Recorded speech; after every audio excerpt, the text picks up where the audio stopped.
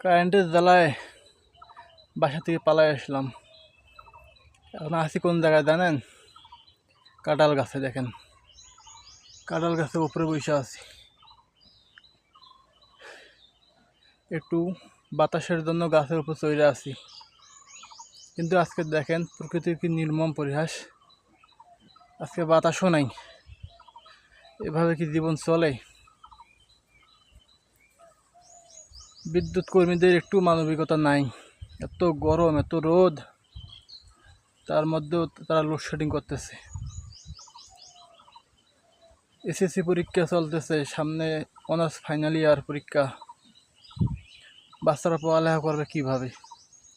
এমন যদি লোডশেডিং হয়, এমন গরমে কিভাবে তারা পড়ালেখা করবে, কিভাবে এক্সাম দেবে? এদিকে তো শিক্ষামন্ত্রী বলতেছে ভালো করে পড়ো, তারা পড়বে কিভাবে? এত গরমে কি ঘরে থাকা যায়?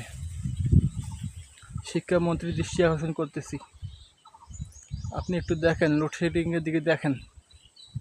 এভাবে আর জীবন চলে না। দেশে একটু উন্নয়নের কাজ করেন।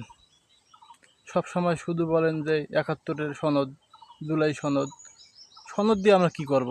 দেশের কোনো উন্নয়ন নাই, কিছু নাই, শুধু সনদ সনদ সনদ।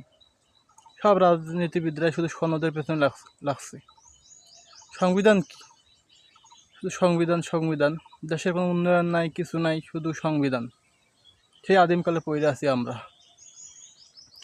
একটু দেশের কথা চিন্তা করেন, দেশের কথা ভাবেন, দেশে একটু উন্নয়নের দিকে একটু ধাবিত করেন।